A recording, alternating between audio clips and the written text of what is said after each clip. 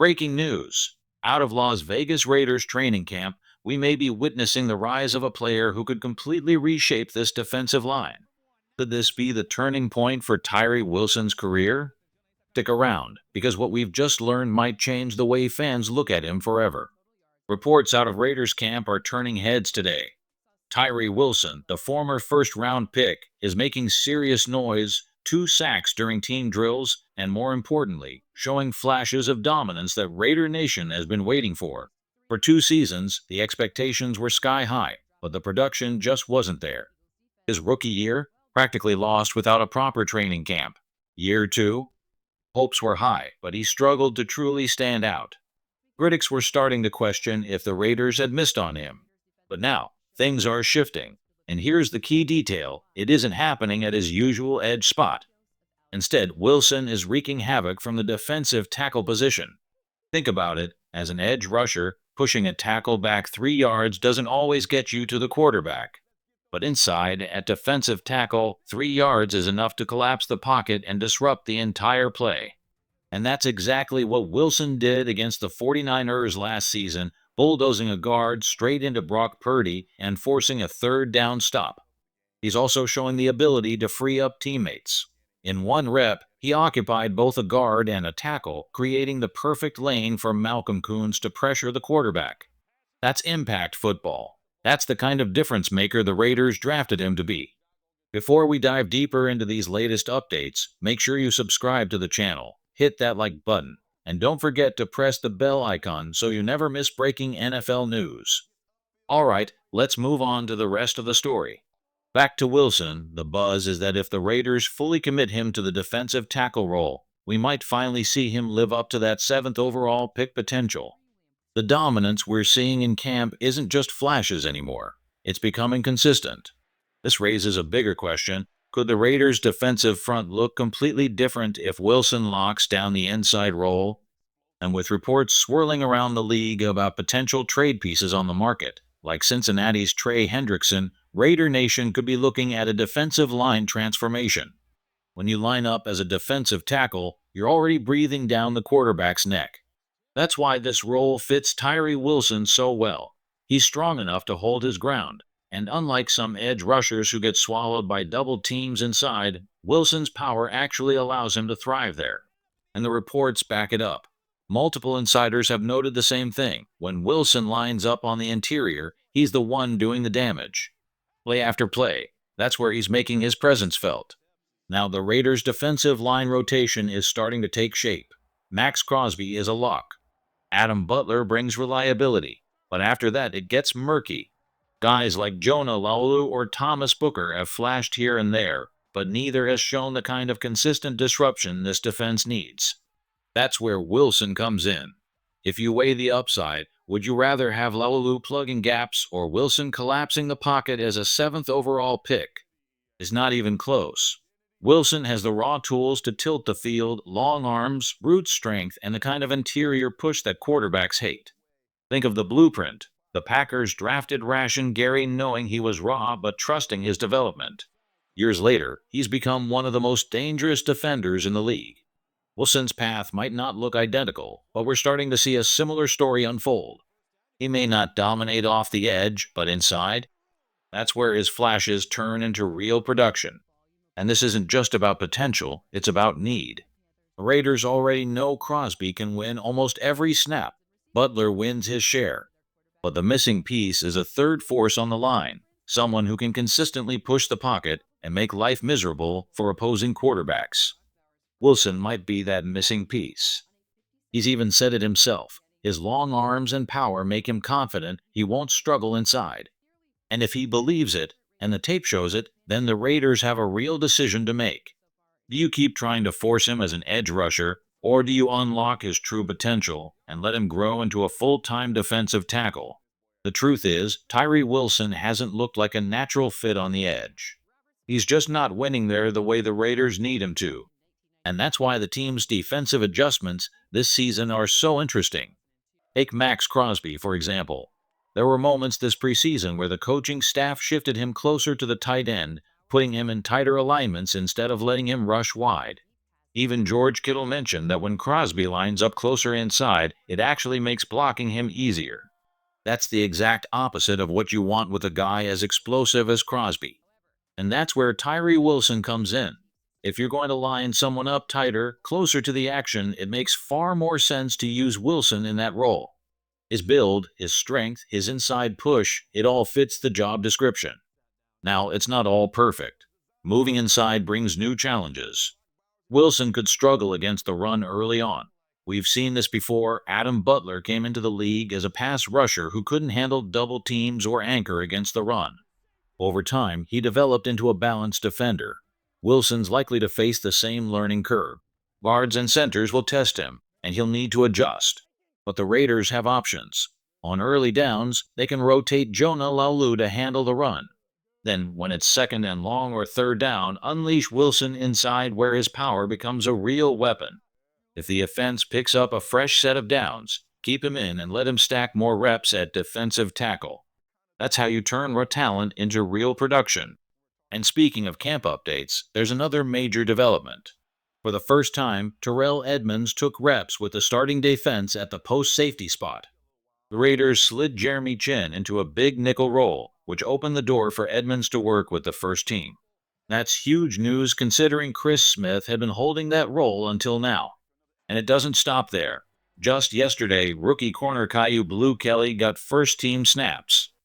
Today, Edmunds is stepping in with the starters. What does that tell us? The Raiders are experimenting, they're testing combinations, and they're clearly not afraid to shake up the depth chart if someone shows they're ready. This defense is in motion, and decisions like these could shape how the Raiders open the season. The Raiders' secondary is starting to take shape, and one name keeps rising: Terrell Edmunds. Here's how the rotation looks right now. In base defense, Jeremy Chinn and Isaiah Pulamo are the starting safeties. When the Raiders shift into nickel, those two remain the core. But when Chinn moves down into the slot, a third safety has to step in. That spot is no longer in question. Edmunds has grabbed the job. Not long ago, it was supposed to be Lonnie Johnson before injuries took him out of the mix. More recently, Chris Smith was given opportunities, but his struggles were hard to ignore: missed tackles against Seattle, shaky moments against San Francisco. That opened the door, and Edmunds walked right through it. He brings something the Raiders need: experience. A former first-round pick, a veteran of playoff battles, and a player with thousands of snaps against some of the best quarterbacks in the league. When you put him next to Chinn and Polamalu, suddenly this secondary looks far more reliable than people give it credit for. Now, there's been plenty of chatter online claiming the Raiders' secondary is one of the weakest in the NFL, that they need to trade for reinforcements immediately. But that narrative doesn't hold up under closer inspection. What this group needs isn't more names on paper. It's chemistry, reps, and the chance to play meaningful football together. And don't forget, in live action, the Raiders won't be running vanilla coverages like they do in the preseason. Expect to see disguised shells and trap coverages designed to bait young quarterbacks into mistakes. That's how you flip a game. Show a cover 4 look, then drop into cover 3 at the snap. Lull a rookie into thinking a throw is open, then have a safety jump the route for an interception. That's the kind of complexity we haven't seen yet because the Raiders are keeping it tucked away until it counts. Once the regular season starts, this secondary won't look as simple or as vulnerable as critics think. One thing to remember about this Raiders secondary: it's not as bad as some are making it out to be. The scheme is designed to mix coverages, and that's going to confuse quarterbacks. Here's how it works. Against cover 4, a QB might think he has that quick 8-yard throw between the corner and safety. But if the defense rotates into cover 3, that window disappears. Suddenly, the read is gone, and now he's second-guessing where to go with the ball. That's the kind of disguise the Raiders will use in real games, not the vanilla looks we see in preseason. So no, this isn't a group that needs to be blown up and rebuilt. Terrell Edmunds only came in because Lonnie Johnson went down, not because the Raiders were desperate for more bodies. This staff believes the secondary can grow with time, live reps, and the right disguises on game day. Now onto a key camp update. Rookie corner Kyu Blu Kelly missed practice with a hamstring issue. And that's tough timing, because just yesterday he was taking first-team snaps and looked like he was pulling ahead of Darian Porter in the battle for a starting role. Porter rotated in, but Kelly was the one running primarily with the starters. With this injury, that momentum takes a hit. It's a reminder of how fragile camp battles can be. If you're not available, the opportunity passes to the next man. Injuries have derailed plenty of promising careers. Take Yokorian Bennett, for example. Every year since entering the league, he's missed time, and even after being moved to Philadelphia, he went down again with a shoulder issue just days ago. Availability matters. Coaches know it, GMs know it, and players fighting for roster spots know it too. Look at Colton Miller. Outside of one shoulder issue early in his career, he's been consistently healthy, playing every snap last season.